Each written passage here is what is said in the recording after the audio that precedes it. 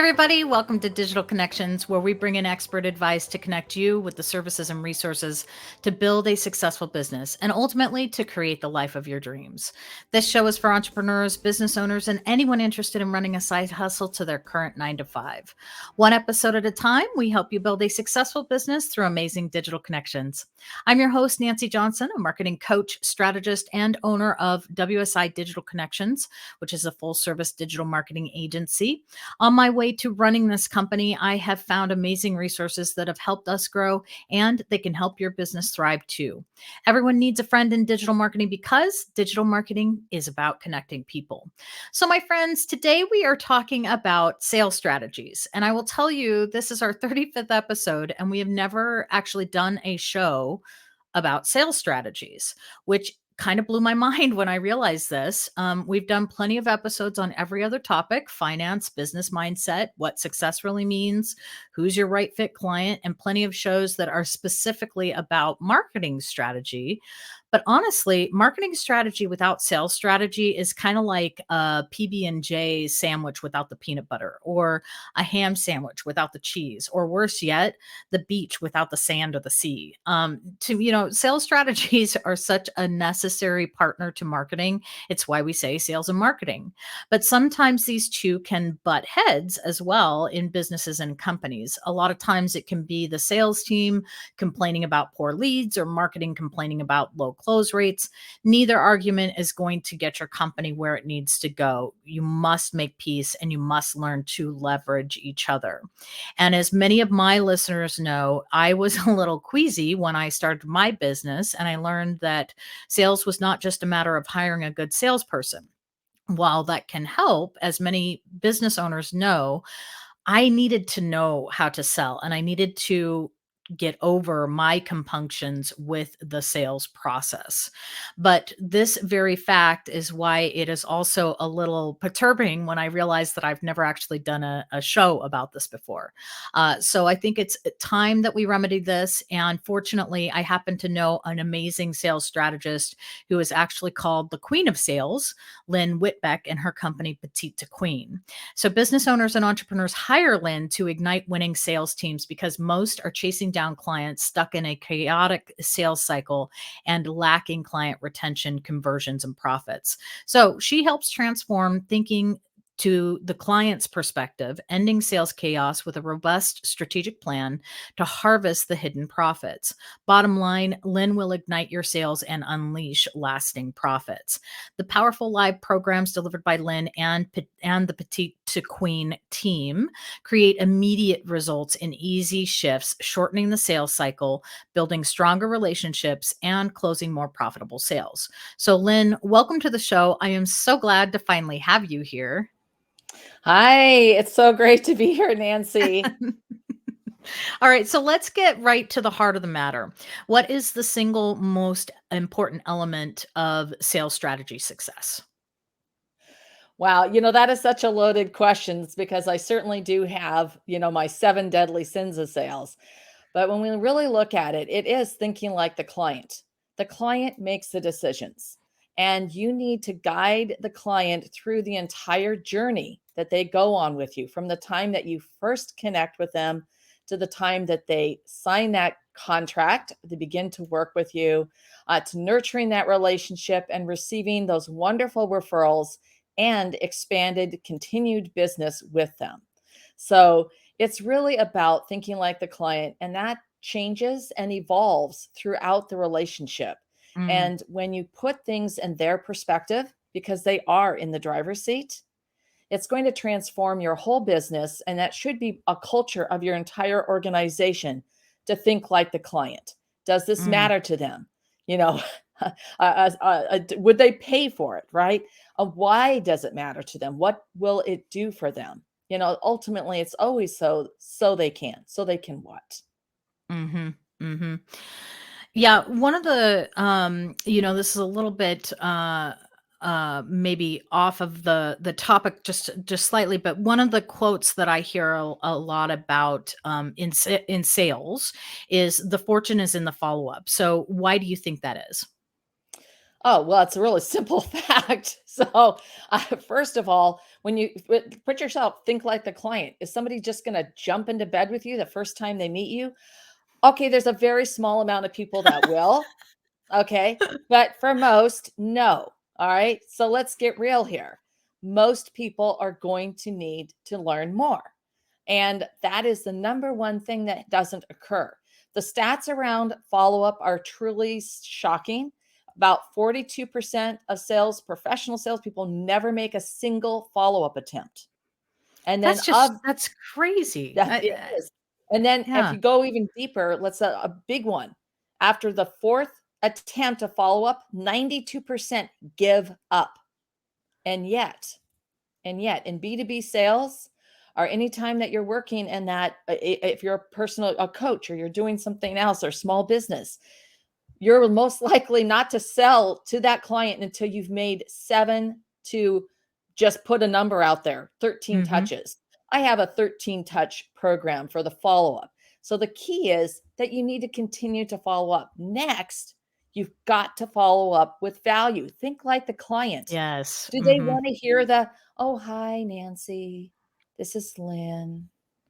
Oh, I'm calling to follow up and see if you're ready to move forward with our program." I mean, first of all, ugh, you're going to hang up and you're going to be gone. So Mhm. instead, you've got to lead with value. And so, Mhm. what does that look like?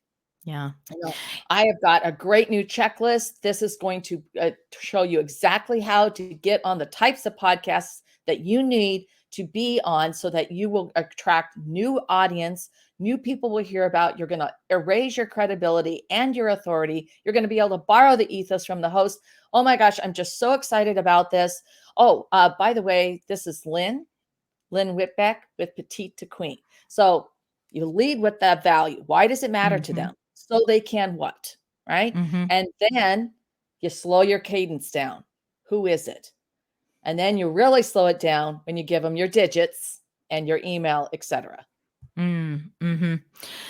Well, and one of the things that was really interesting to me when I started marketing was, they told us this fact that, realistically only, and even this number is a little high, 8% of people are ready to buy from you. And in my experience, it's actually closer to probably 3%, I would say, that are immediately ready. But you think about it and you want to be top of mind for that other 92%, because just because they're not ready to buy from you today does not mean that they won't be ready to buy from you eventually.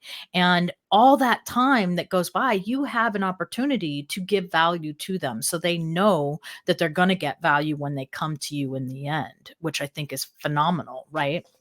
Yeah, oh, absolutely. Yeah. Absolutely. And the example I did was just the way I would do like a voicemail, but you get my drift. I mean, Yeah. it's that how you deliver that value in a number of different ways, things that matter to them. You can be answering, think of it this way. What are their top 10 objections? What are their top 10 questions? And what are the top 10 pain points? And how can you answer those? Now, you may think, oh my gosh, I have to create 30 pieces of content. Well, no. Okay, let's just start with the top 3, and then how can you then repurpose and use that content in different ways? People Mhm. respond differently to either a checklist or to a short video or to a message or a white paper or a podcast, where they can listen Mhm. about the solution. All these Yeah. different ways that you can provide this and deliver it in different methods. I mean, Mhm. heck, we can still use snail mail and send them a package. Well, and everything that you're talking about actually in our digital marketing tip of the day today, it's all about using your content to improve your search engine optimization. And everything that you're talking about right now can actually go into a person's search engine optimization. That may be marketing, but without the sales tactic that goes along with that, it's kind of useless, Yeah. So Yeah, I mean, if you don't ask for the sale, you're not gonna make any sales and you're not gonna stay in business. yeah. And then you have no need for marketing. Yeah, exactly. All right. Well, let's shift gears again and let's talk about some of the challenges in sales. What is ghosting and how can you overcome this? Okay, well, this ties right into what we were talking about with follow-up. So, ghosting occurs when you're not getting a response from your prospect and or your client. So ghosting occurs. I mean, heck, it occurs in our personal life. You're not hearing from your child and you're going like, okay, well, what the heck are they up to? I want to know. All right. So anyway, ghosting is just a natural occurrence. And I want everybody to think about it. Once again, think like the client. Why are you being ghosted? Well, the number one reason is that they're busy. Busy, busy, busy. Okay. Mm-hmm. So take away that component that it's you. Certainly, there are other aspects of why you could be ghosted, and one of them is that maybe you did or said something. Absolutely, but that's really one of the least likely. Mm. More likely is that they're busy. I'm on a big, big, busy, big bucket, and then there's a few smaller buckets that are around for the other drips. So Yeah. you may not have really have a compelling need. You may not have communicated that. You may not have answered their why. Why does this matter to them? How is it going to benefit? How does it address a problem or a concern? And you haven't given them a vision of so they can. What can they achieve? What goal, initiative, what dream is within their grasp, right? So those are some other things, but it's really about being busy. And so Mm. when you're being ghosted, it's part of the follow up process. And that's why you have to have a longer cadence. You can't be pestering somebody like every day because certainly in some types of sales, depending on what you're in, you may need a more accelerated cadence. Mm. But it really does depend on their type of business. In real estate, it's a really fast cadence. If you're looking to get someone, you want someone to list their home with you, right? Mm-hmm.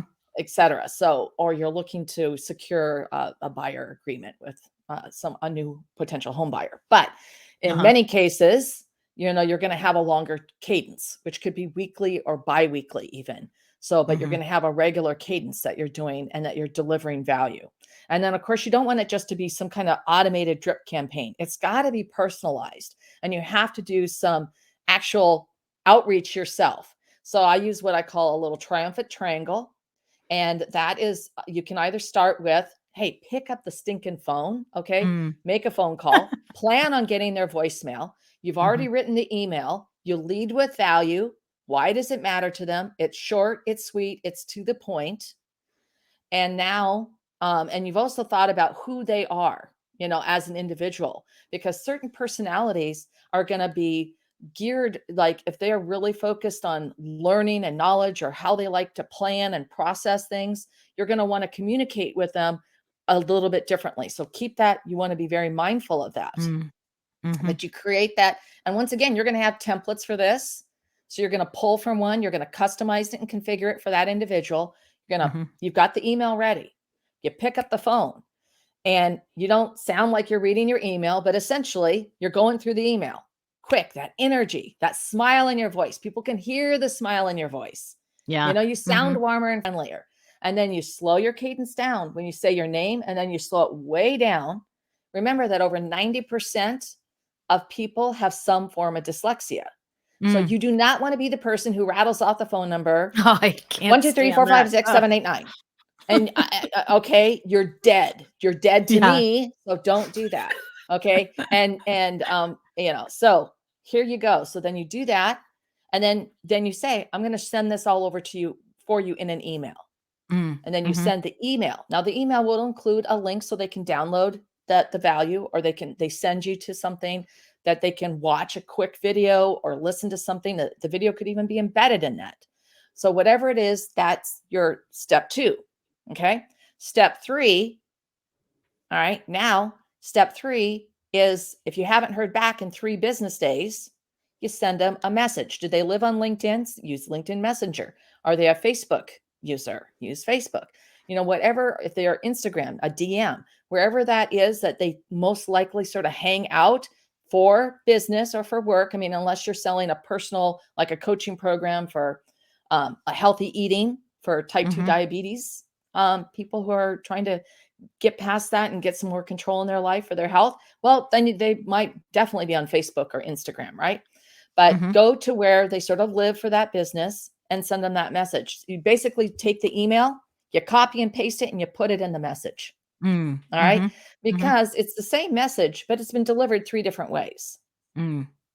You delivered value, you followed up, And most likely you're going to get a response, but if you don't, if they ghost you, they're busy.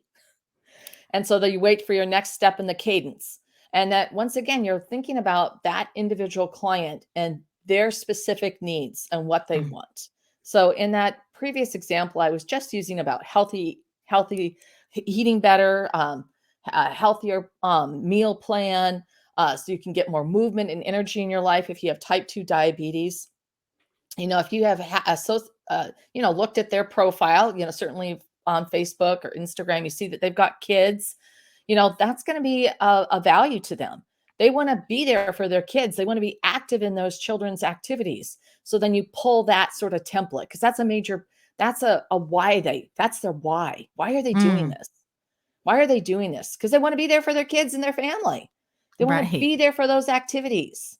Mhm. It's not just because they want to feel better. Of course, not just because they want to get some control over their health condition. All those things are there. But so you pull these when you've planned this out in your strategy. Mhm. I mean, just what is this? It's beautiful. Yeah, You've planned this absolutely. out. You've created the templates so that then you just grab and go. So first of all, Mhm. it's making you far more effective and efficient, Mhm. and you're answering your client why. You're speaking to what matters to them, and you're going to get a lot more response and traction and connection because you're cultivating that relationship. Yeah. Mhm. Yeah, and even if you're looking to market to a larger audience, this exercise and understanding your client from that perspective, that can give you access to larger groups. It can give you the thought process around where do they hang out? Who do Yeah. they talk to? Who do they, it's those kinds of those thought processes that really build a strong, whether it's marketing or sales strategy. You need it in both when you're looking at these things. So what are the most common objections that you see? Well, I mean, everybody's heard, the timing's not right. I don't have time for this right now. That Mhm. is always a classic. Yeah. That can also be a reason why you're being ghosted. They don't have the money. It's not in the budget. Mhm. Um, those are really obvious classics. It could be that it's just too much for them to take on their initiatives. They've already established what their initiatives are for the year, and Mhm. this isn't one of them, so you need to reach back out, etc. So when any of those three, money, time, it's not in their big plan, it comes down to that you haven't positioned your product in a way that the value resonates with them, because it hasn't been pushed to a front burner issue. Mm. Mhm. So now sometimes it's because it isn't a front burner issue for them. All right.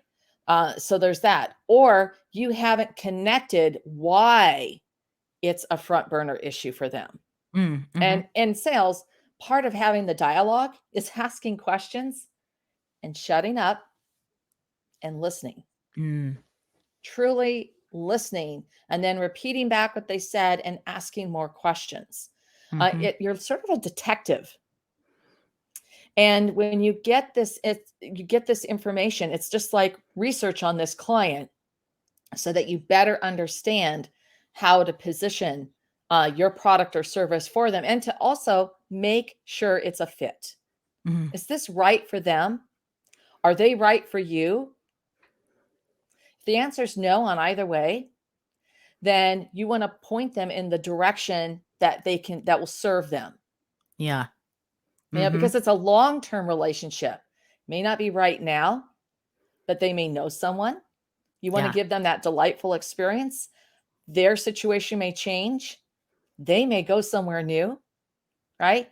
Your products or services, your offers could change. So you keep the door open, um, but you put them in the right path. That's Mhm. the worthy intent around the relationship that you bring, because you're there to serve and help them. Yeah. Yeah. So something that we talk a lot about in marketing is speaking your client's language, like you've been mentioning up to this point. And it really requires you to know your client in order to speak from their language. So I spend a lot of time bringing my clients through exercises like developing their client personas and their messaging. And this is one of those things that's so important in both sales and marketing. Yeah. So why should you think like the client, and how can you get into their shoes from a sales perspective? Well, I'll tell you what, if you don't think like the client, you're going to be leaving a whole lot of money on the table. Mhm. That's where, oh, I don't have qualified leads. Hello. I mean, you're looking for that 3% who's going to buy right away, So you absolutely have to think like the client. It's going to shorten your sales cycle. You're going to make deeper, stronger connections more quickly, and you're going to be able to guide them to the process. They're going to be happier because it's a good fit. There's Mhm. not going to be the buyer's remorse. Mhm. So all of that matters. And I didn't mention this when I talked about objections, but I think it's really an important point here. If there is an objection you agree with, you are never going to get past it, and you're never going to be able to close out a client. So Mm. if there's things about your product or service or the company that you work for that don't fit, then you need to be selling something else. Okay. You need Mm. to be passionate about what you're doing and how Yeah. you help and serve others, because Mhm. that comes through shining. So we are Absolutely. talking about that, creating that process and knowing your client. You absolutely, this also helps you hone into your sense. Where do they hang out in bunches? How am I going to connect with them? What type of language do I need? Where do I lead with? What are those areas of concern, the pain points? What do they want, need, or lack?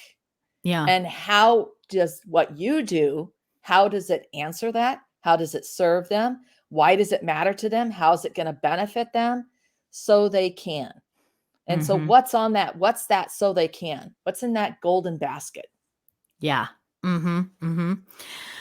Um, so how do you implement that into your sales strategy? How do you implement where does that fit? Well, it's just like anything. You've got to do the work. You've Mhm. got to go through those same probably very similar exercises. Mhm. Sales Mhm. and marketing are kissing cousins. All right, let's and they work together, and Mhm. they need to work together. And these types of exercises should be done by the executives, the sales team, and the marketing team. Yes. And so that you really, and then once again, you get out of your own head and start getting into the head of the client. And there's a number of different tools.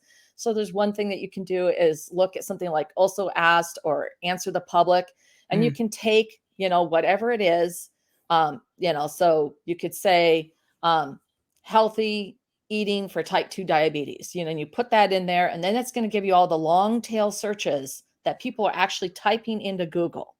Now, some of them are going to fit, some of them aren't. You can also put in shorter terms, to see what people are searching for. You could just do type 2 diabetes, if that's like a niche market that you're going to focus on. Mhm. And I'm just using that as an example, everyone. But the point is that now you get into the head of what people are actually physically searching for. And then you can start to pick up on some of their language. And then a tie into what you're going to talk about with SEO, you can look at what kind of keywords are people searching for, you Mhm. know? Mhm. And then when you create a new piece of content, you've actually strategically positioned it. And then when you go into Google and you actually type that in and you see what pops up and you see what people also asked that's on Google, now you know, okay, and you're not going to use that exact thing for your heading, but you're basically going to use part of that. And then the people also asked, those are modifications of those are the headings on like an article or the post that goes to a podcast or that goes to an infographic, right? Because Yeah. you have to have at least, whatever, 300 to 600 words for it to even qualify for SEO. Mhm. So, and then you're using that keyword, so it's going to score higher. But the number one thing is it has resonance with the people that you are trying to serve. Yes. And if Mhm. they're going to look at that and say, Lynn is talking to me. She's talking to me. Yeah. I can't do the Robert De Niro, sorry, but he's talking to me. And they're going to say, yes, I am talking to you. Well, okay, so let's get back to something that I was talking about in my introduction. It was a really hard pill for me to swallow when I understood that I had to do sales in order to be successful. And the hardest part for me was that I had to admit that I felt like sales was sleazy and manipulative, right? And so how do you cuz a lot of what you do is coaching for your clients. So how do you help your clients, cuz I know this is not something that's unique to me. How do you help your clients overcome those kinds of feelings? Yeah, well, the first thing you got to flip the switch. You're not trying to sell them anything. You're not trying to close them. You are there to serve and help them. And if your product or service truly benefits your client, it's going to get them to create impact for their life, their business, their community, their family, Mhm. then you are doing that for them. And when you approach it from that sense, you're there to help and serve them. And of course, for part of that product or service, there's going to be an exchange of currency for that Mhm. payment for goods delivered.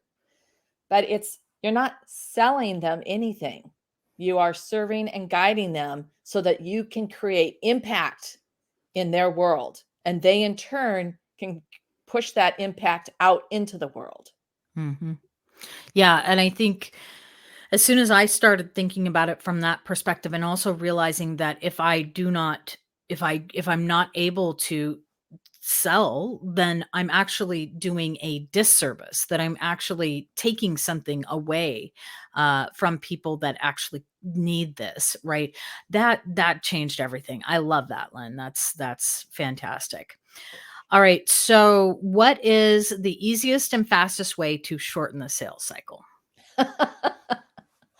Well, when you have been thinking like the client, you've guided them to the decision, you've been nurturing them, you are going to receive referrals when you ask for referrals and when you've planned and staged referrals throughout the process.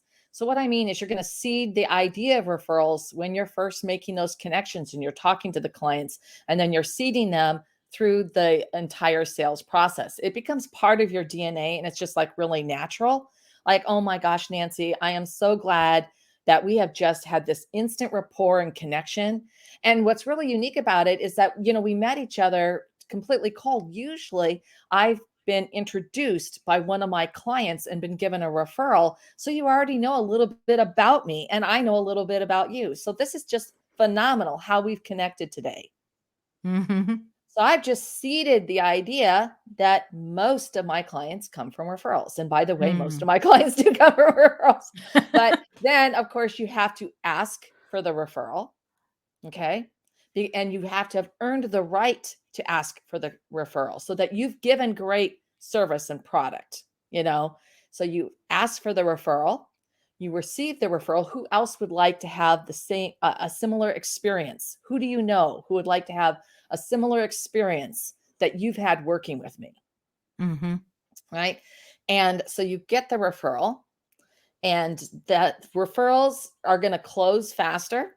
They're going to close at a higher profit level. And the beautiful thing is that once someone has become a referral resource for you, they are 4 times more likely to refer again and again and again. And people who are referred to you are more likely to become a referral resource for you. It's like a Mm. self-fulfilling, it's just you manifest it. Mm. So then, once, of course, you've received that beautiful referral, you need to recognize and reward your client who's provided that referral for you. And it could be somebody who's never been a client, but they know of you and they've worked sort of in tandem with you or something, but you want to recognize and reward.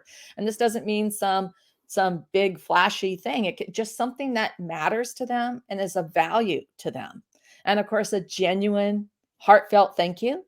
Of Mhm. course, and a voicemail or actual phone call, uh, seeing them in person, taking them to lunch. It can be, a thank you card, a snail mail package. I mean, there's just so many different ways. And once again, it's going to fit who you are and your business. And you may have a couple of different choices. So it also fits who they are and once again, meeting them where they're at and what Mm. is going to matter to them. and be of value to them for that referral. Yeah, I think that's probably as we come to wrapping up this episode, I think that in itself is really the key takeaway here. It is all about the people, but at the end of the day, it's nothing grandiose. I mean, there's no it sometimes if sales feels like it's so hard to reach, right? And it feels like it's so far off from where you're sitting at. But when you think about it as just a conversation with a friend, right?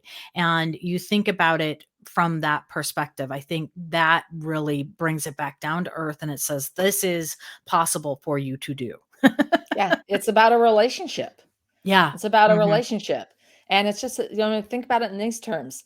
My cousin recently said, "Oh, you've got to watch this show on Apple TV. This is the best, show. I love this show." And I have to admit, she recommended it to me probably 6 months ago.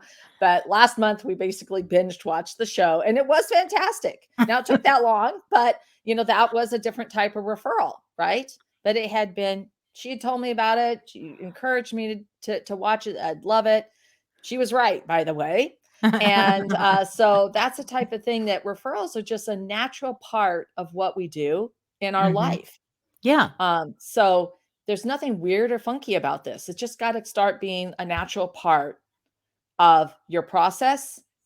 And then it does. It just becomes part of your DNA. Yeah. Practice makes perfect. And perfection is overrated. So Well, Lynn, thank you for making sales strategies so friendly and bringing it down to a level that I think our listeners will definitely be able to use. I really appreciate that, and thank you so much for stopping by. We are just about out of time, but I do want to leave our listeners with our digital marketing tip of the day.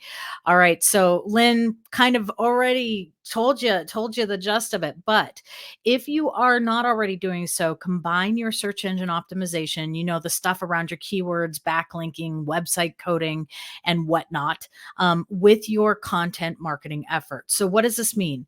Take a look at the blogs that you're writing. Take a look at the social media posts that you're posting, the articles that you might be publishing online, and tie the keywords and concepts that you want to be found for back to those pieces of content. This supercharges your SEO efforts. And if you're working with an agency or an SEO provider, they should be suggesting this as part of your strategy. If they are not, you should ask them if you should be asking if you're really getting the return that you need to be from your SEO.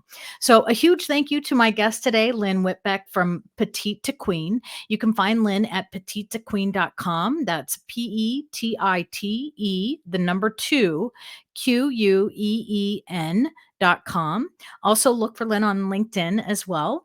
Please make sure to follow us, subscribe, and like us wherever you get your podcasts. You can find this episode and previous shows along with contact information for all of our guests and for me at our website at digitalconnections.us. Have a great week and tune in next time for another amazing digital connection for your business.